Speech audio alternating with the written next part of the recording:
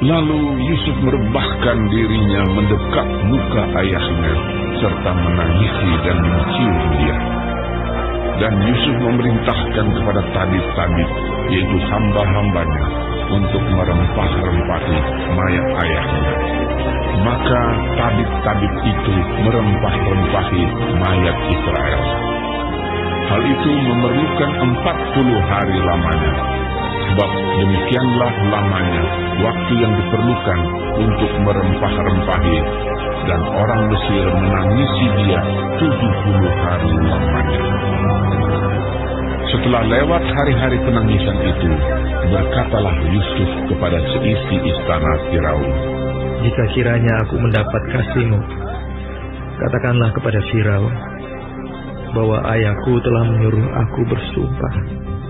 Katanya, tidak lama lagi aku akan mati dalam kuburku yang telah kugali di tanah Kanaan.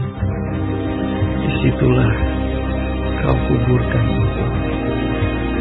Oleh sebab itu, izinkanlah aku pergi ke sana, supaya aku menguburkan ayahku. Kemudian aku akan kembali." Lalu berkatalah Firaun, "Pergilah ke sana, dan kuburkanlah ayahmu itu, seperti yang telah disuruhnya engkau bersumpah." Lalu berjalanlah Yusuf ke sana untuk menguburkan ayahnya. Dan bersama-sama dengan dia berjalanlah semua pegawai Firaun, para tua-tua dari istananya, dan semua tua-tua dari tanah Mesir, serta seisi rumah Yusuf juga, saudara-saudaranya, dan seisi rumah ayahnya. Hanya anak-anaknya serta kambing domba dan lembu sapinya ditinggalkan mereka di tanah Gosen. Baik kereta maupun orang-orang berkuda turut pergi ke sana bersama-sama dengan dia, sehingga iring-iringan itu sangat besar. Setelah mereka sampai ke Goren Haatat yang di seberang sungai Yordan, maka mereka mengadakan di situ ratapan yang sangat sedih dan riuh. Dan Yusuf mengadakan perkabungan 7 hari lamanya karena ayahnya itu. Ketika penduduk negeri itu, orang-orang Kanaan, melihat perkabungan di Goren Haatat itu, berkatalah mereka, "Inilah perkabungan orang Mesir yang amat riuh." Itulah sebabnya tempat itu dinamai Abel Mizraim, yang letaknya di seberang Yordan. Anak-anak Yakub melakukan kepadanya seperti yang dipesankannya kepada mereka.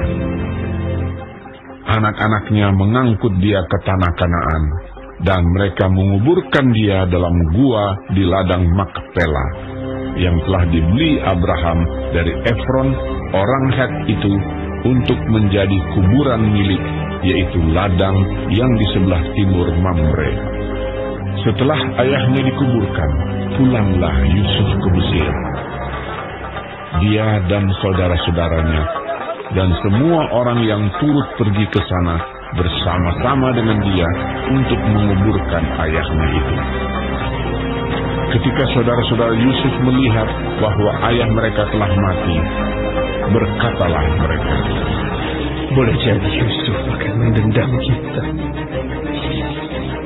dan membalaskan sepenuhnya pada kita. Segala kejahatan telah kita lakukan kepadanya." Sebab itu mereka menyuruh menyampaikan pesan ini kepada Yusuf. "Yusuf, sebelum ayahmu mati, ia telah berpesan, beginilah harus kamu katakan kepada Yusuf, ampunilah kiranya kesalahan saudara-saudaramu dan dosa mereka, sebab mereka telah berbuat jahat kepadamu. Maka sekarang ampunilah kiranya kesalahan yang dibuat hamba-hamba Allah ayahmu." Lalu menangislah Yusuf ketika orang berkata demikian kepadanya. Juga saudara-saudaranya datang sendiri dan sujud di depannya serta berkata, "Kami datang untuk menjadi budakmu." Tetapi Yusuf berkata kepada mereka, "Janganlah takut, sebab aku inikah pengganti Allah.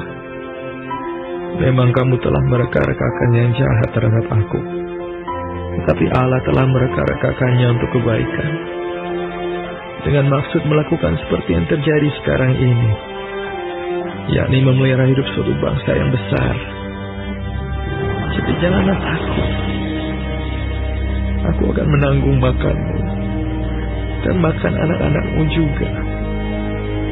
Demikianlah ia menghiburkan mereka dan menenangkan hati mereka dengan perkataannya.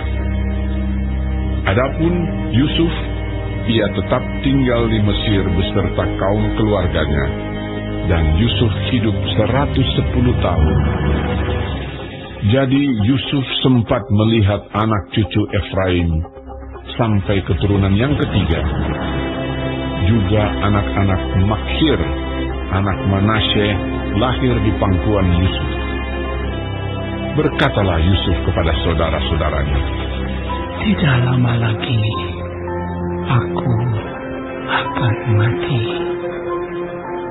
Tentu Allah akan memperhatikan kamu dan membawa kamu keluar dari negeri ini ke negeri yang telah dijanjikannya dengan sumpah kepada Abraham, Ishak, dan Yakub."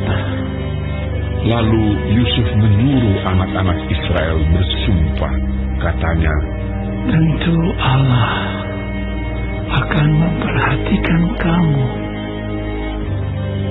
Pada waktu itu, kamu harus membawa tulang-tulangku dari sini."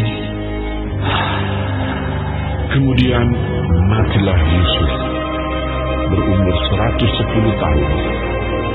Mayatnya dirempah-rempahi dan ditaruh dalam peti mati di Mesir.